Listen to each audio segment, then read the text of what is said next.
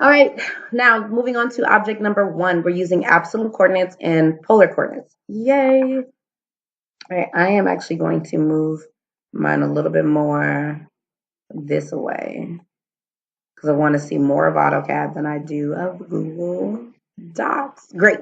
All right, so from my last example, you should have this already deleted. So I should just be looking here.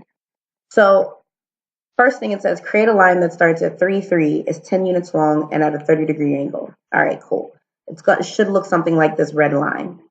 These other things, these white boxes, those are the other objects that you're going to have to create. So don't get confused with that. All right, so it says create a line. So I am going to come into AutoCAD, line, and they need to start at 3, 3. They gave me X, Y coordinates, so I must use absolute values, 3, tab, 3, enter. Cool. Now it's anchored at 3, 3. Now it tells me that the line needs to be 10 units long and at a 30-degree angle. Well, I don't need to press pound or tab. I'm sorry, I don't need to press pound or hashtag because my polar coordinates are already here. Length and degree. So let's type my length at 10, tab over, and let's go 30, press enter. It's asking me for another line. I'm going to right click and press enter. So I only have one line. Oh, cool. My line's done. And if I click on it, I have my properties. It starts at 3, 3.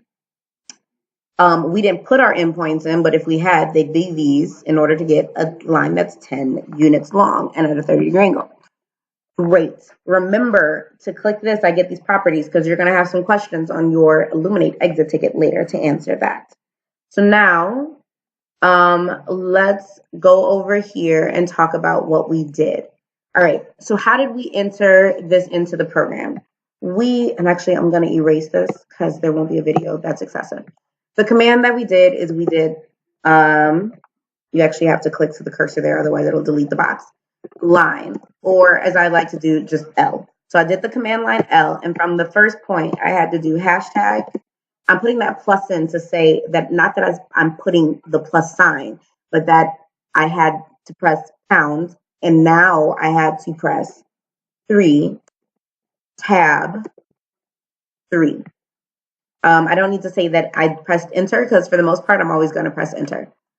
So when did you enter the absolute coordinates? I entered the absolute coordinates at the first point. The first points were absolute coordinates. Because they were in XY form. You can call this Cartesian absolute. You can call it just coordinates. Same thing. All right. When did you enter the polar coordinates?